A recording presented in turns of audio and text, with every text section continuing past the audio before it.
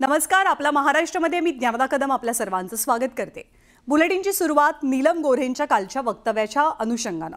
उद्धव ठाकरेंच्या शिवसेनेमध्ये 2 मर्सिडीज गाड्या दिल्या की 1 पद मिळतं. नीलमताईंनी नीलम गोऱ्हेंनी मर्सिडीजचा मुद्दा उपस्थित केला आणि राज्यातल्या राजकीय क्षेत्रात गहजब उडाला. दिल्लीपासून गल्लीपर्यंत या वक्तव्याचे पडसाद सगळीकडे पाहायला मिळाले. ठाकरेंच्या शिवसेनेकडनं नीलम गोऱ्हेंचा जोरदार निषेध होतोय, तर शिंदेंची शिवसेना गोऱ्हेंच्या बचावासाठी पुढे सरसावली आहे. नेमका वाद कसा सुरू आहे आपण पाहूया. मर्सिडीज आरोपानंतर राजकारण जोरात. नीलम गोऱ्हेंविरोधात ठाकरेंची शिवसेना आक्रमक. नीलम गोऱ्हेंवर चहू बाजूंनी हल्लाबोल. शिंदेंची शिवसेनाही उतरली मैदानात. 2 मर्सिडीज गाड्या मिळाल्यावरती 1 पद. सारस्वतांच्या मेळ्यात नीलम गोऱ्हेंनी मातोश्रीवर केलेल्या आरोपांनी राज्याच्या राजकारणात एकच खळबळ उडाली.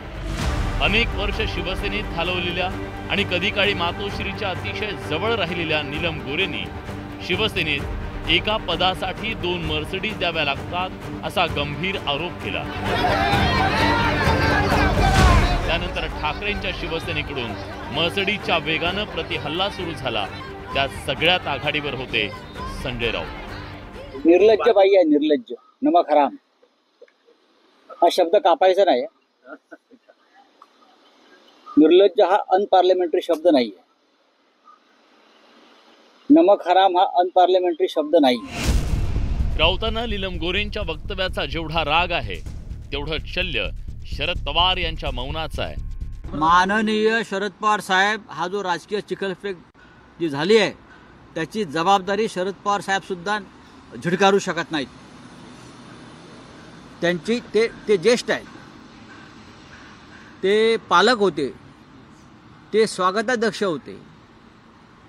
ज्या प्रकारचे कार्यक्रम ठरवण्यात आले आणि जी राजकीय चिखलफेक झाली ते सुद्धा तितकेच जबाबदार आहे. संमेलनाच्या अध्यक्षा तारा भवळकर यांनी सुद्धा ह्याच्यावर निषेध व्यक्त केला पाहिजे. पवार साहेबांनी निषेध केला पाहिजे. राऊतांनी नीलम गोऱ्हेंविरोधात पेटवलेली मशाल खाली ठेवण्याआधीच नाशिकचे माजी महापौर विनायक पांडेंनी मशाल हाती घेत नीलम गोऱ्हेंवर तिकिटासाठी पैसे घेतल्याचा गंभीर आरोप केला. त्यावेळेस ताईला सगळं सांगितल्यानंतर ताईंनी सांगितलं तिकिटाचं करता इतके पैसे मला द्यावा लागेल. त्यावेळेस आम्ही काही पैसे पोहोचवले त्यांच्याकडे. काही पैसे पोहोचवल्यानंतर काही दिवसांनी अजय बोरस्ते यांना उमेदवारी जाहीर झाली. उमेदवारी जाहीर झाल्यानंतर मी पैशाची मागणी केली त्यांच्याकडे.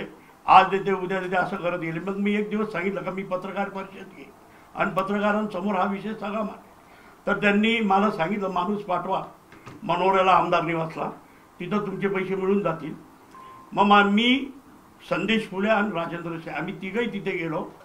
तिथे गेल्यानंतर त्यांनी काही अमाऊंट दिली, काही अमाऊंट मला त्यातली कमी दिली. असा प्रकार झाला.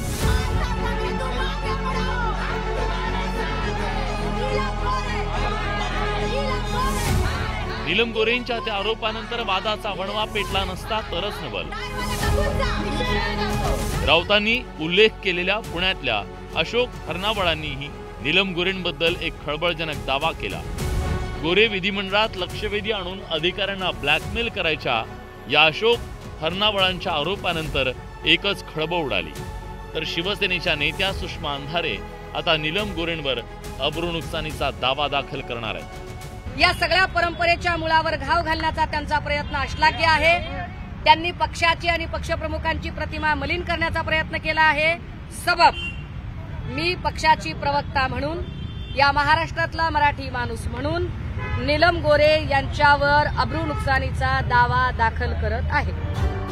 नीलम गोऱ्हेंवर सुरू असलेल्या चौफेर शाब्दिक हल्ल्यानंतर त्यांच्या मदतीला शिंदेंच्या शिवसेनेतले अनेक नेते समोर आले आणि मग सुरू झालं ठाकरे विरुद्ध शिंदे शाब्दिक महायुद्ध. एका बाईला निर्लज्ज म्हणतोस, लाज नाही वाटत? बाईला निर्लज्ज म्हणतो? आमच्या सारख्याच्या तोंडातून जर शब्द निघला तर काय केलं असतं? महिलांचा अपमान झाला आणि हा काय करतोय? अरे ज्या महिलांच्या बरोबर आता बोलायला लावू नका. ज्या महिलांना तुम्ही छेडलंय ना त्यांनी अनेक वेळा सांगितलं की तुम्ही कसं छेडलंय त्यांना. म्हणून निर्लज्ज शब्द हा महिलांसाठी वापरू नका.